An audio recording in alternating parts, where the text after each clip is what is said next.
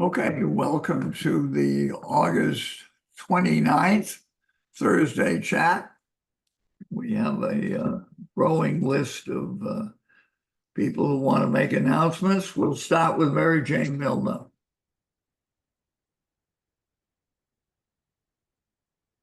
Unmute, Mary Jane. You'll have to unmute. We haven't heard. I've got it. Okay. Having been away from all of this for a couple of months, I've got to get back in gear. It's good to see everybody again. And I'm calling with news about a problem we've had in the cottage clubhouse composting bin. It's filled up and is very smelly. So first of all, I want to thank folks that called engineering or called me to alert me to the problem. And I've been in touch with Zero. And due to a turnover in the drivers at Zero, the bin hasn't been emptied. And the problem is that the new driver didn't know where the cottage clubhouse was. And so relief's on the way. One of the managers is going to accompany the driver today. They will empty the bin, of course, clean it out thoroughly so the smell's gone, and it will be operational. So I want to thank you all for your patience, and so good to alert me, alert engineering, alert Fernando if there is a problem, and excited to be carrying on with our composting for the upcoming year. Thank you. Thanks, Mary Jane. Helene Kanigsberg.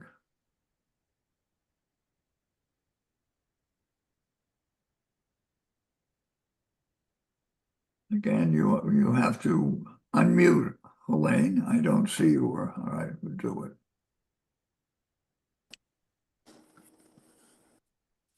Well, do you see it?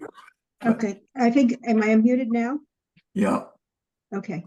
I just want to thank all the people who are bringing their paper bags for recycling. I just want to make, especially for those who are new,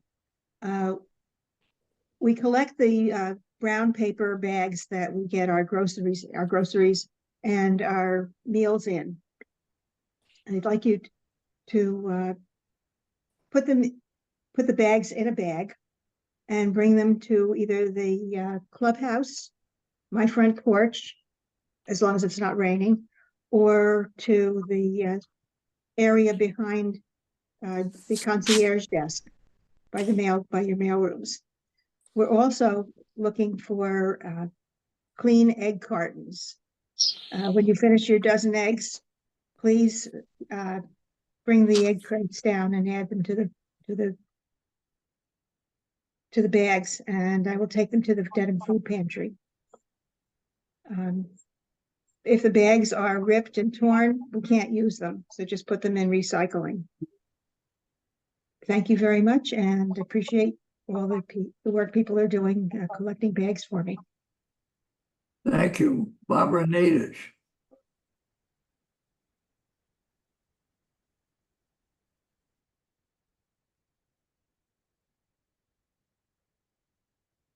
You're muted, Barbara. Start unmuted. Sorry about that.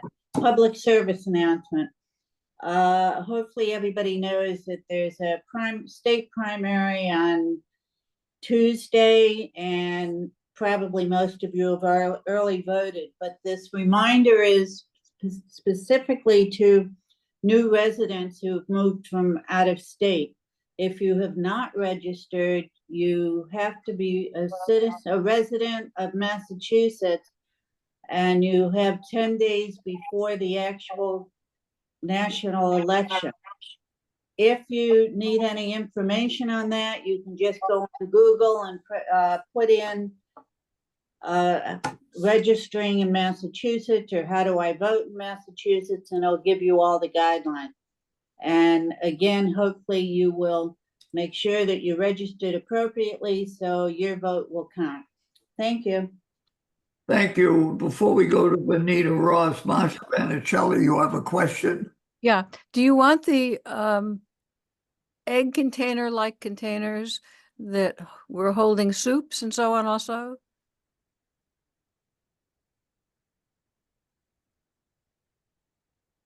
Elaine, Elaine? Elaine Kenigsberg, you want to answer that question? I guess we lost her. We lost her. Does anybody else know? You know what I'm talking about. They're kind of paper, they're the paper mache containers. The food pantry only is asking for the bags and the egg cartons.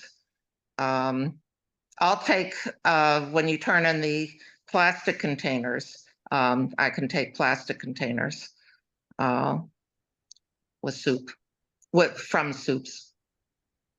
Plastic containers from soups? Yeah, You as mean long the, as, the white containers, you mean? no, those are paper, right? Yeah. Yeah. No, Those not can be those. composted. I think there's- those can be composted. The ones that have the like a other- little waxy finish that our soups come in? Mary Jane, what do you know about that? No, we don't want those. Okay. And Well, you we're don't want the looking- paper, and you don't want the paper mache soup holders either, that the soups come No. in. Oh, no. No. No. Thank you. Okay. No. Okay. Just the egg cartons. Thank you.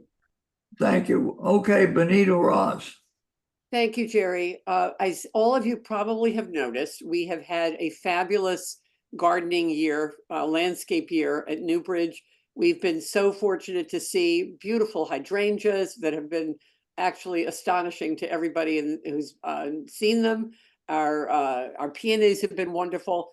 And the whole landscape plan is now basically getting ready for fall. We've had a few cool evenings already, and the plants are getting ready to take a snooze. So you may see empty places. It means that the plants are really cycling through the seasonal changes, and everything is to the good. And we're looking forward, hopefully, to an absolutely gorgeous spring. The plans are underway on the campus to get ready for the holidays. And Kevin and his gang will be putting up the various Sukkot around the campus to get ready for the holiday.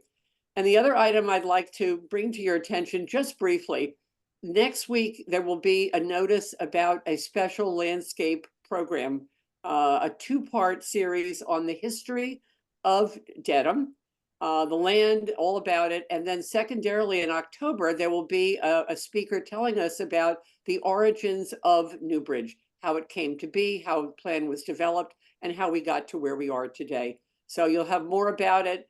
Look forward to everyone being able to come and take part in that. And finally, for anybody who has any issues regarding landscaping questions, the best way to get an answer quickly is to put your inquiry into One Stop. Thank you very much.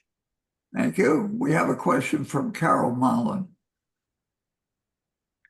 Unmute, Carol.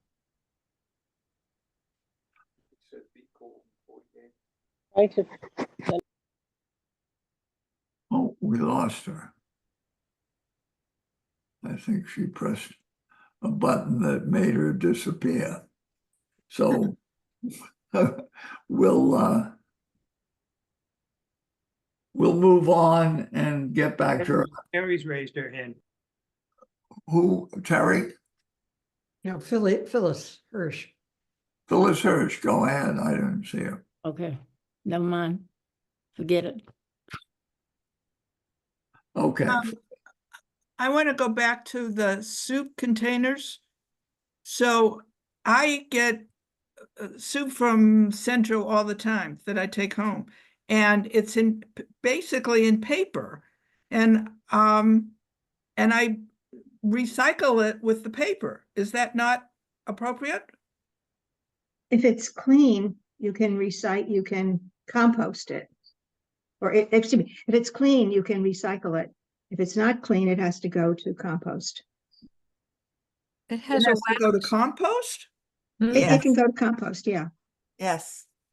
Oh, so does compost take paper things? I've seen pizza boxes in compost, and I didn't understand why there was paper there. Because it was originally a plant.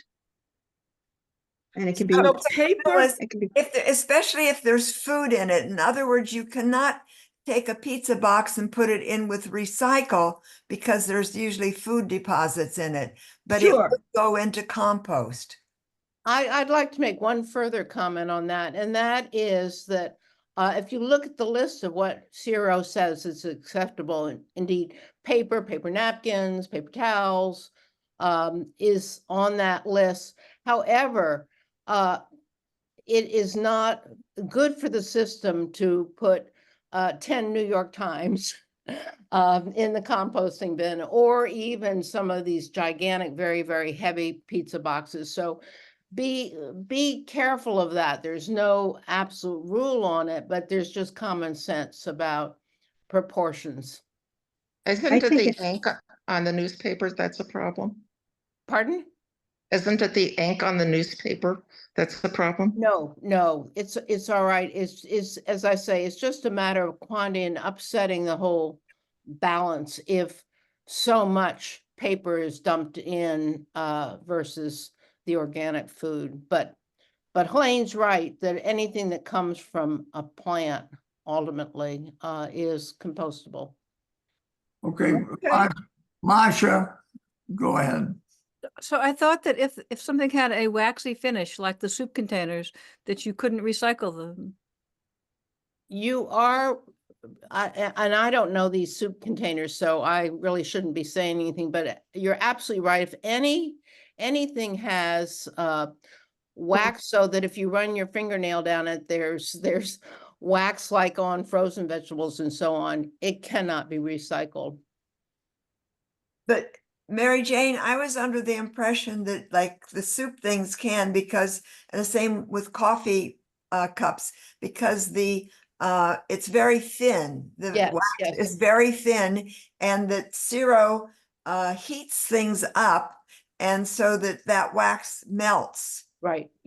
That's again, it's a question of judgment, and it's in regard to the recycling that if the container has thick wax on the outside to protect it, then it can't be recycled.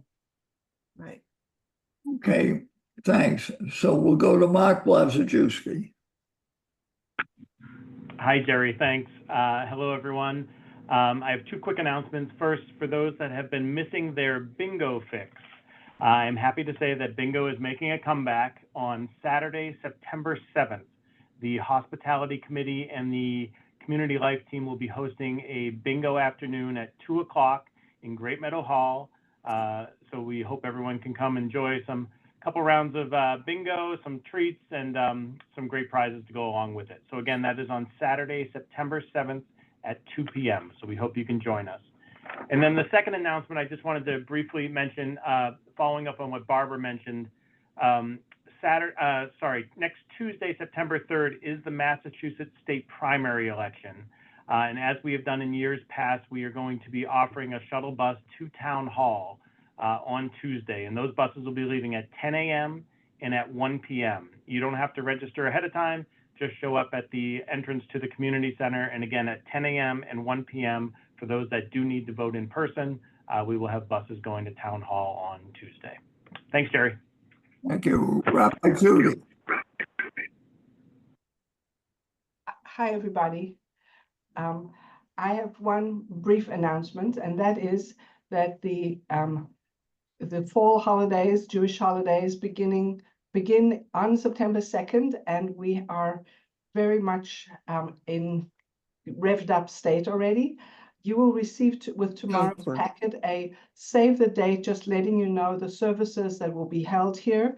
It doesn't include the dining information, but was particularly for people who are new at Newbridge and may not know what religious services will be taking place. This will give you a heads up. And then next week, we'll send out the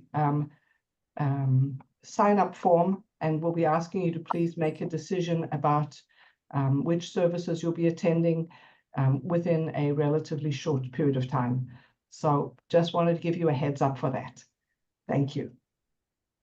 Okay, thank you. Josh Ferraro.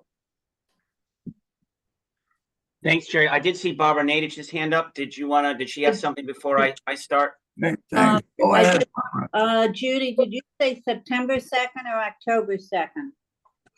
You meant October. I know, but make it very clear. It's Yes. she October. did say.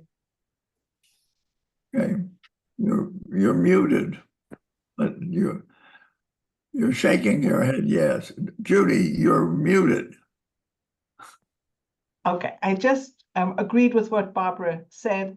The holidays are in October. I misspoke when I said September 2nd. I meant September 2nd is a month before the holidays, and on that day you'll receive the sign-up package. Thank you, and sorry about my careless mistake. Thank you. And Carol Marlin is back. Go ahead. No, I want to wait till after Josh speaks. You want to what?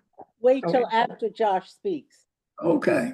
Josh Ferraro, go ahead. Thank you, Jerry. Good afternoon, everyone. First, I'd like to thank everyone who joined us at a couple of recent events.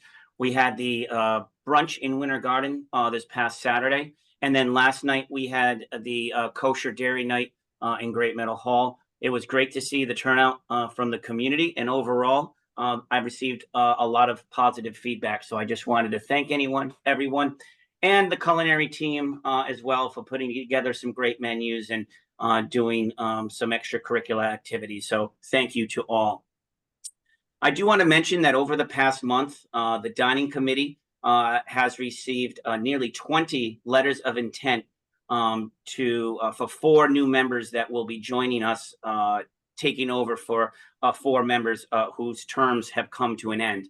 I wanted to mention that next Wednesday, September 4th, the dining committee will be meeting, at which time the selections will be made for the 4 new members. So obviously a lot of work to do and discussion after we've been reviewing nearly 20 letters of intent, which is great. I'm glad there's excitement and a lot of anticipation of people wanting to join. All who applied will be notified by September 11th. And then once everyone's been notified, new members will be announced in future dining communications. I just want to mention a couple of times, but just to reiterate, this Monday, Labor Day, there are a few dining operational changes. It will be repeated again in the culinary corner, but Nosh will not be open for regular dinner service. The dinner menu will be available for takeout only if you order by 2, but the deli counter will remain open until 6 p.m. Central will be closed for lunch, and we will be doing a clam bake buffet between 4 and 7 p.m. That is for reservations and dine-in only. If you want the Central regular dinner menu, it is available for takeout, again, if you place your order by 2 p.m. But the clam bake buffet, which is similar to what we did for those of you that dined on the 4th of July inside, we had some really good feedback. So it's a very similar repeat of that clam bake buffet. And I can tell by the number of reservations, which were pretty much maxed out, it's going to be another successful one. So thank you. And then finally, next Friday, September 6th, we anticipate sending out the communications regarding the High Holy Day dining operations, the schedules, when the meals will take place and where, frequently asked questions about how to sign up. All of that information in packet will go out in the dining communications next Friday, September 6th. And Jerry, thank you for the time. Thanks. Hold on. Carol Marlin has a question for you. Mm-hmm. Hi, so this is concerning, I'm mostly gone in the summer, but I was here for last week's turkey night. And I just want to have some comments. First of all, that I appreciate all the effort that's been made to try to enhance Nosh. I think there have been some successes. I don't think they've been complete successes. And certainly turkey night is a challenge because the food is not as good as we don't have the charming turkey carved in front of us. We don't have choice of what we want in the turkey, but that's beside the point. That's not why I'm commenting.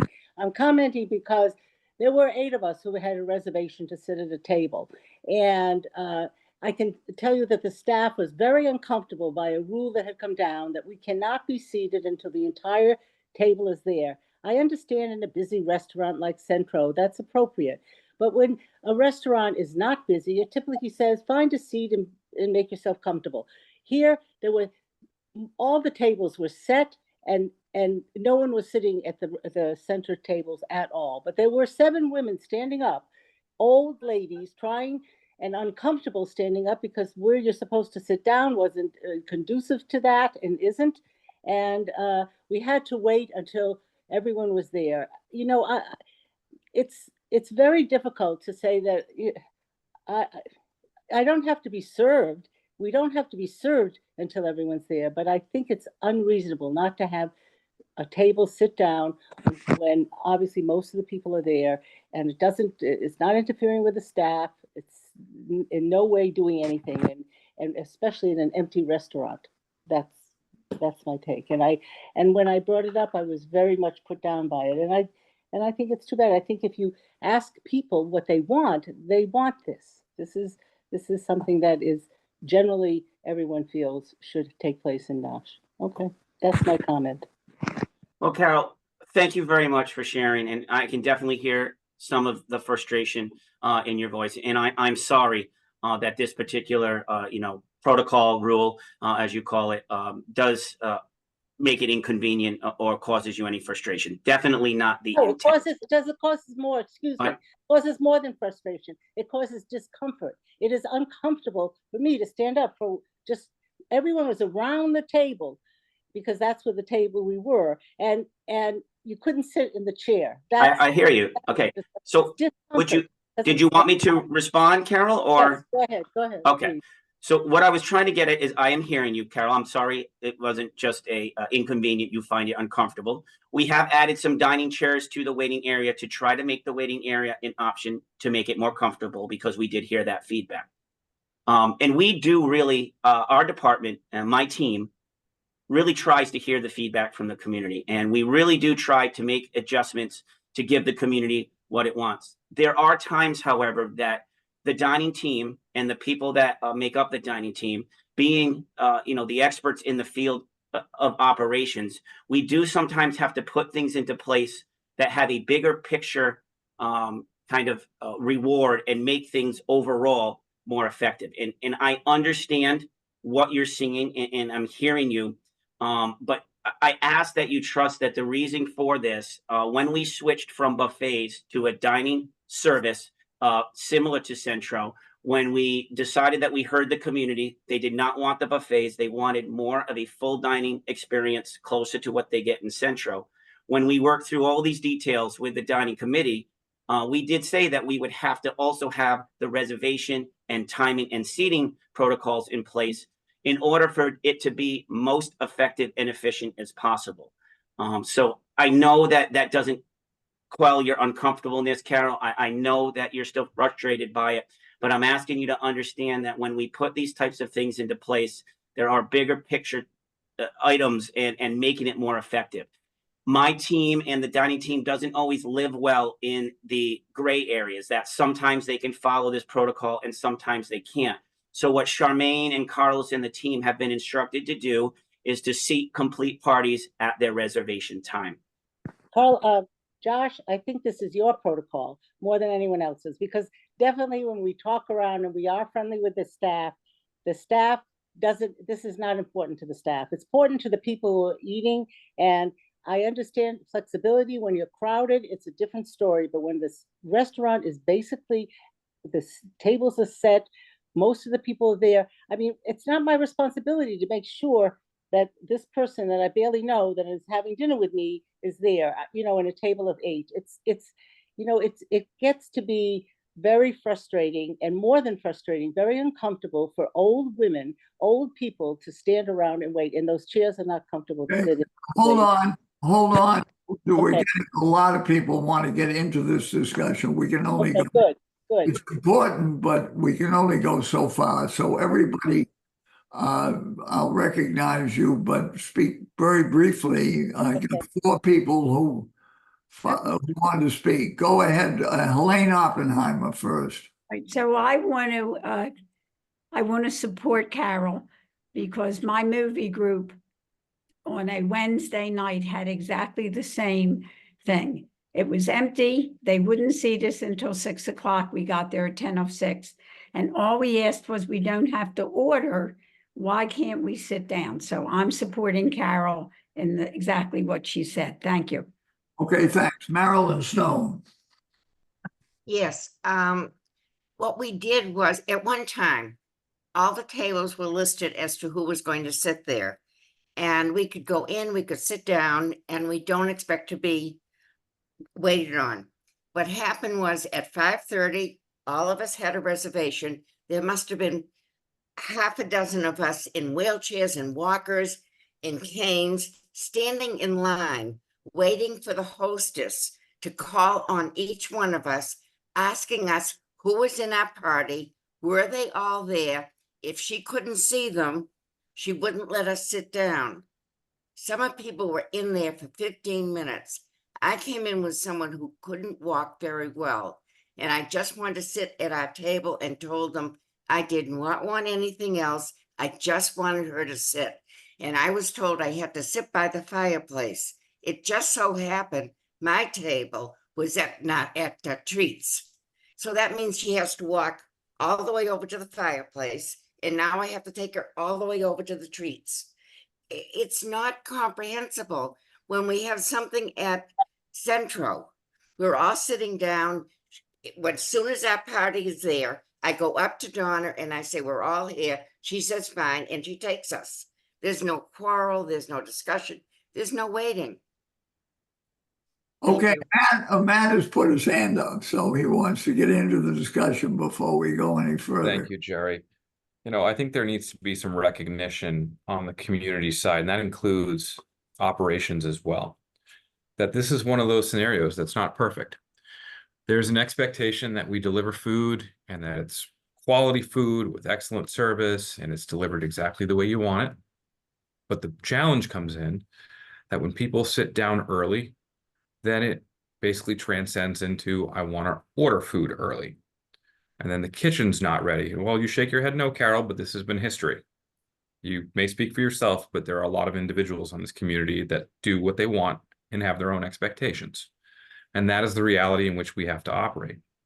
So all of a sudden people want to order early and we tell them no. Or we do put the ticket in and the next thing you know, the kitchen's not ready to go.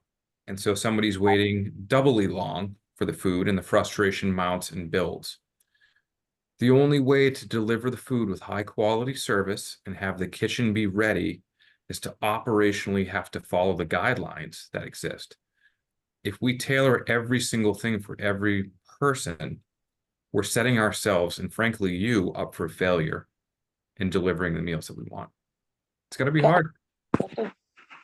I see it from both sides, but it's in the end, the goal is to create a wonderful dining experience. So if we need more seating options, I feel like that's a different conversation than actually impacting meal service at that given time. Okay. We have a lot of history on this. Okay, Peter Halfon. I'd like to speak and back up what Josh said and also what Matt just said. When Nosh was reimagined, we knew there would be a lot of issues that would come up, and we warned everybody that that would happen and give it some time. One of the things that, and I'm very well aware of what the movie group, I'm not aware of what Carol Marlin was talking about, but one of the things is that Josh gives strict instructions to Charmaine, to Carlos, as to what to do.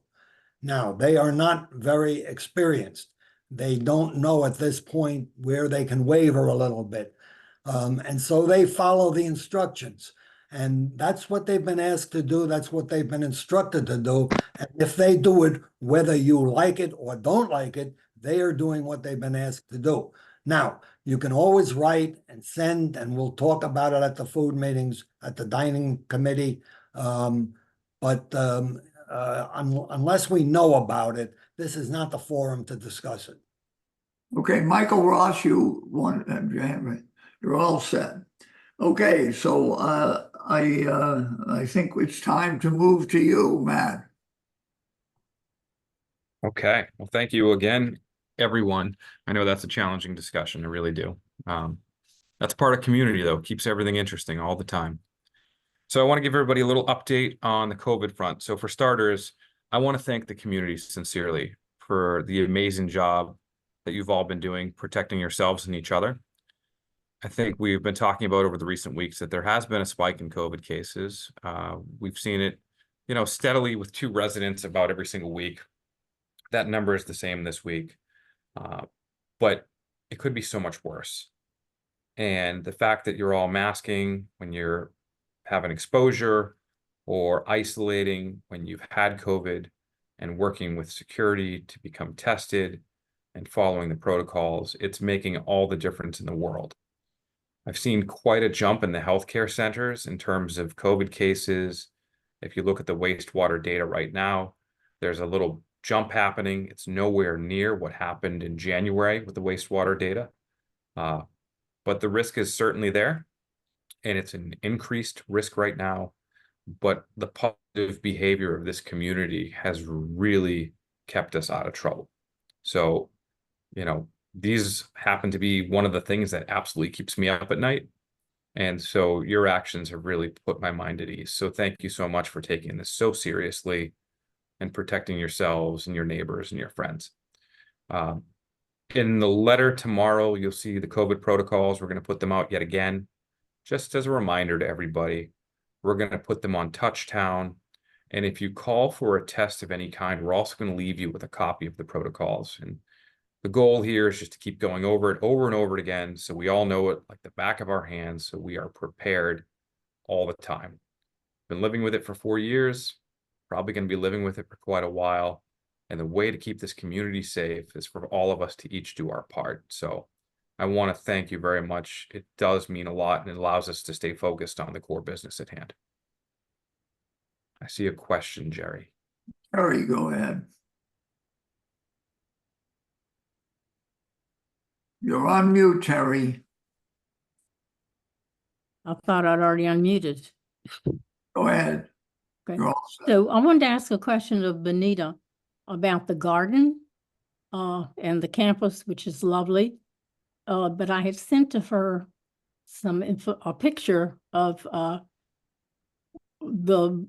because the front of the building, maybe I haven't been at Newbridge all summer, so maybe it's been corrected, but the entranceway is very unappealing. There's that space for plants, but there's nothing there that's attractive. And so I sent photos of something I saw that would be beautiful if we could do the same thing there. And I think that's something that Benita has been sort of trying to get settled for some time. I just wondered if any progress has been made to present a more attractive welcoming to Newbridge when people come to check the place out. So, Well, Terry, we are very aware of the front of the 5,000 building. I know you are. Yeah. There have been any number of discussions about it. We've had professional advisement on it, and we're not done. But we have some particular constraints for that whole area that we're trying to address. And I'd be delighted to talk to you about it offline. It's detailed, but it has to do with the quality of the soil. It has to do with the irrigation. It has to do with the kinds of plants that can winterize here. There are a whole slew of things, and we're absolutely very aware of it. And it's front and center. So thank you for your concern. I share it, believe me. Okay, we'll go back to Matt. Thanks, Jerry. A little update about the irrigation of the cottage. So they replaced the pump.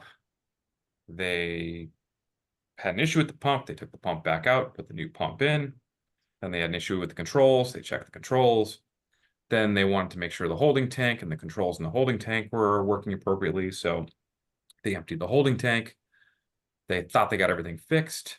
Then there was a leak. They fixed the leak. And now they can't seem to get pressure in the system. So the enigma of this whole thing continues. Poor Fernando and his team, they're working so hard on this, but they're also working with an outside contractor. So stay tuned. I wish I had better news, but don't worry, I won't say, oh, well, bad joke. Okay, anyway. Moving on. Thanks for the pity laugh. Labor Well, Day I is have a always... question. I can't see you. Oh, Phyllis Search. Go ahead. I want to go back to COVID. Sure, Phyllis. I've been in two of the buildings, not the apartments, not the residences.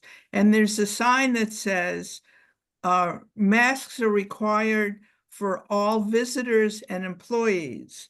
But when I've gone in, I've been told that I need to wear a mask.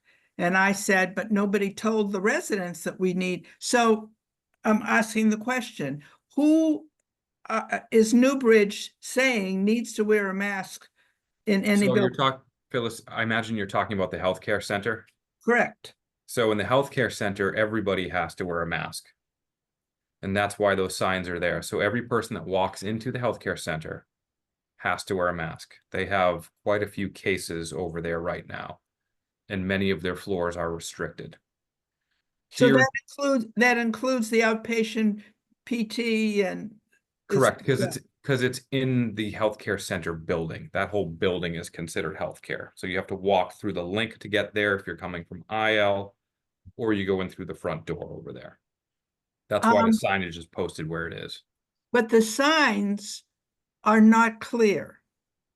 And the reason that I'm saying the signs are not clear is that it doesn't just say everybody needs to wear a mask. It says everybody needs to wear a mask, employees and visitors. So But it, I hear you you. know- It's inferring that you're a visitor, because what they're trying not to do is mandate that patients wear masks.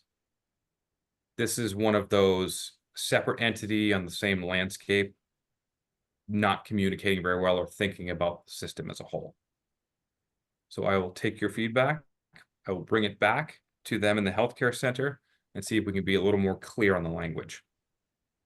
So if we go into the healthcare center, we have to wear a mask. Correct. But we don't have to wear a mask at Centro or anywhere else in the community center. That is correct. You got Thank it. you. Thanks for bringing it up. It's a good point. Okay. Labor Day is coming up on Monday. It's a HSL recognized holiday. So for those of you with housekeeping services, the housekeeping holiday coverage schedule will be in effect. And that means that if you have scheduled cleaning on Monday, it'll take place on Monday, September 9th. And that'll be in my letter as well on Friday. And I'll also include the holiday coverage schedule for your convenience. Last week, Jess put in the note that the Needham Jog Your Memory 5K walk and run is happening again. Newbridge sponsors this event. It's right here in Needham.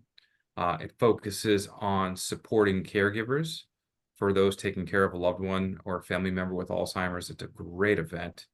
If you're looking for a way to get some great daily exercise, I really encourage you to go. We usually have a good showing. It's usually about 15, 16 of us. It's a really nice event. It's very well done. It's in the morning. It's over quick. It's close to home. So you'll see more information about that in my letter as well. And then, Jerry, I'm just going to open it up for any more questions that anybody may have. Anybody? You see anybody, Faye? Nope.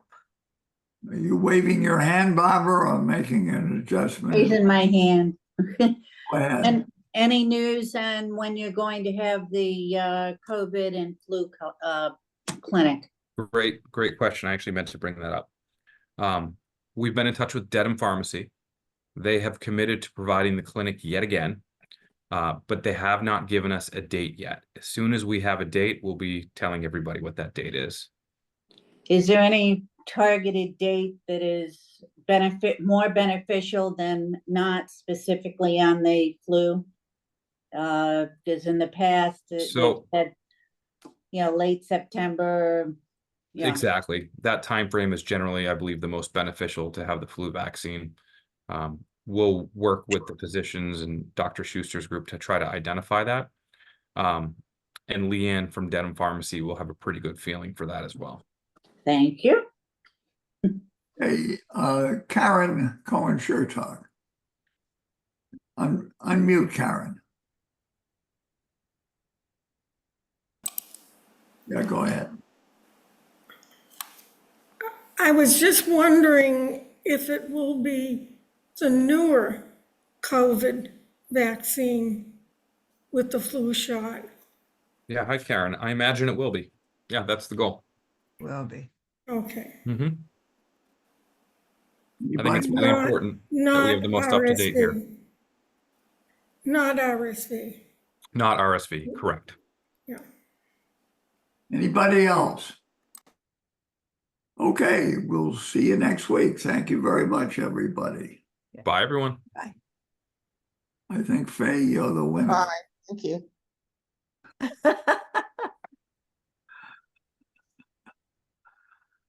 How many were there? I didn't notice. You got up to 81, so you were the. No, I was at 78. I think somebody, wait, Nobody, I don't think. I think Barbara was better than I. What, Barbara, what did you No, say? Somebody was higher than Barbara. I think maybe it was Roz. Here, wait a minute. Roz was 72. Oh, you're right. Yeah. Roz was the winner. Okay.